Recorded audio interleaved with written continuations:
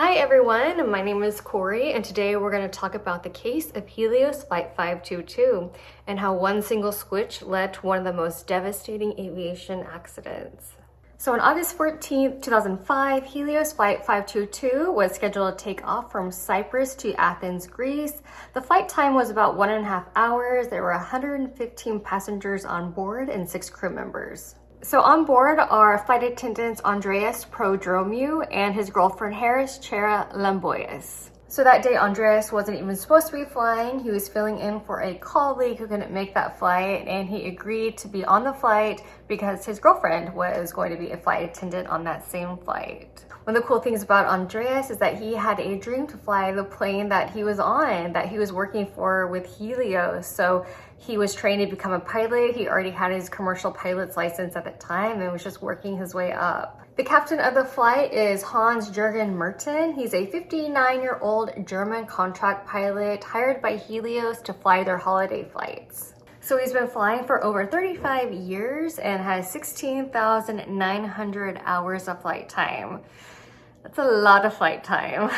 The co-pilot is Pompos Cher-Lambois. He's a 51-year-old pilot with 7,549 hours. So the plane takes off at 9:07 that morning. Everything is going smooth until about 5 minutes. 5 minutes after takeoff, an alarm starts to sound in the cockpit. This startles the pilots. They don't know what's going on. They think it might be the takeoff configuration warning, but they're not sure. And kind of adding to this confusion is at that time, the master caution light goes off. So the pilots radio Helios Operations Center and report that the alarm is going off. The ground engineers are then trying to figure out why this alarm is going off. And so they're kind of radioing back and forth at the same time this alarm is going off. So I can only imagine how frenetic and just scary it would be at this moment. At one point, the captain spoke to the ground engineer, and the ground engineer asked the captain, "Can you confirm the pressurization panel is set to auto?" But the captain ignored this question and asked in reply, "Where are my equipment cooling circuit breakers?" So up in the cockpit, while the pilots and ground crew are trying to figure out what is going on, back where the passengers are sitting, they likely have no idea that an alarm is going off, or that there is anything that is awry until their oxygen masks deploy. So the passengers put on their mask, and it's also likely that the pilots don't have any idea that the passengers' oxygen masks have deployed. So the ground crew is still trying to figure out what is going on, why is this alarm sounding, but they suddenly lose contact with the pilots. The pilots aren't responding. Ground crew is trying to contact them. They actually tried to contact them 19 times. I think it was between 10:12 a.m. and 10:50 a.m. and there was no response from the pilots. But what they can see is that the aircraft has leveled off, it's continuing its programmed route, and it's beginning to do a holding pattern over Athens airport. So they are deeply concerned. They don't know if it's some sort of hijacking or if it's terrorist activity. And also adding to this concern is that Athens is home to 3 million people, so a crash into the city would be completely devastating. So the Greek Air Force sends up 2 F-16 fighter jets to investigate the plane. They intercepted the jet and they get close enough to see if they can see what's going on inside. As the plane pulls up, he sees that the captain's seat is empty, and he sees that the co-pilot is motionless, slumped over the controls. He also sees passengers in their seats, but none of them are reacting to him. The oxygen masks are hanging down. And then suddenly one of the fighter pilots sees somebody move in the cockpit. He tries to get this individual's attention, but is not successful. And almost as soon as this individual enters the cockpit, the plane starts to bank to the left and descend. The fighter pilot then reported that the individual in the cockpit did eventually see him. The fighter pilot tried to motion this person to follow him toward the airport, but the aircraft kept descending, and just 3 hours after takeoff, the airplane crashed into the ground.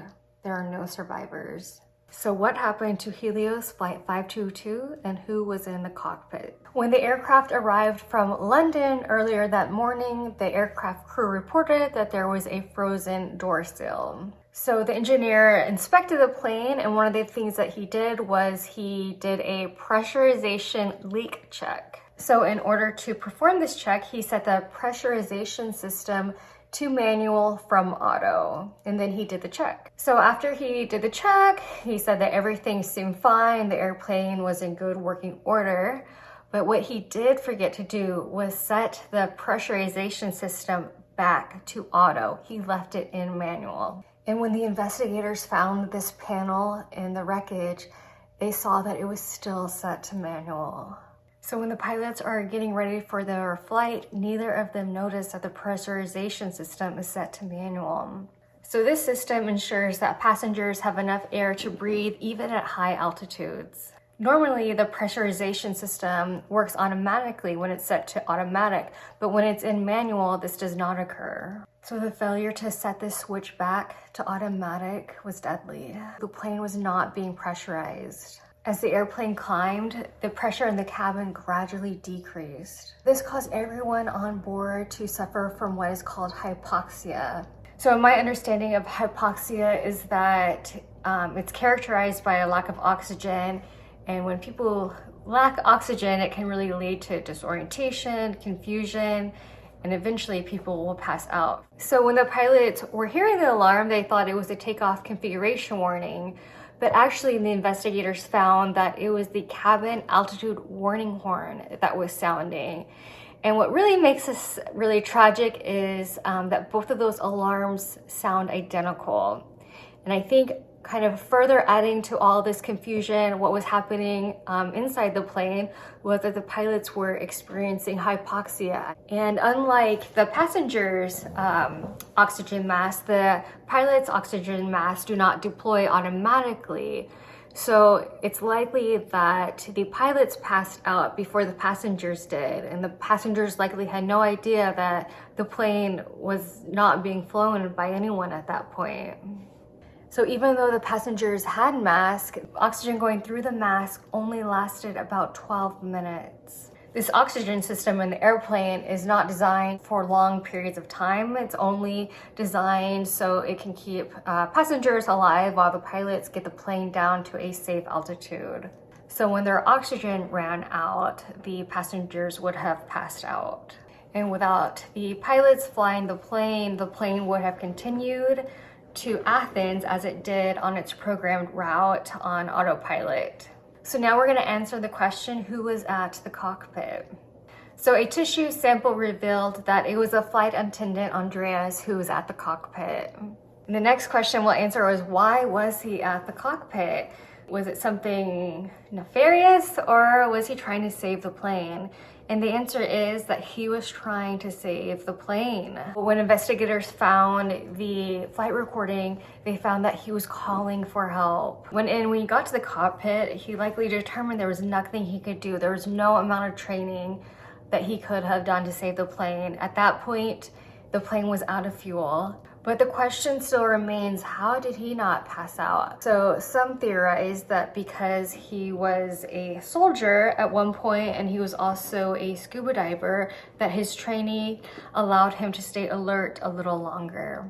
And another theory, and it could be both of these, is that the plane had portable oxygen tanks. So they found at the crash site that there was 4 of these portable oxygen tanks and that 3 of them had been used. Some think that he put on an oxygen mask on one of the pilots and was trying to revive one of the pilots. And I just can't even imagine what Andreas was going through.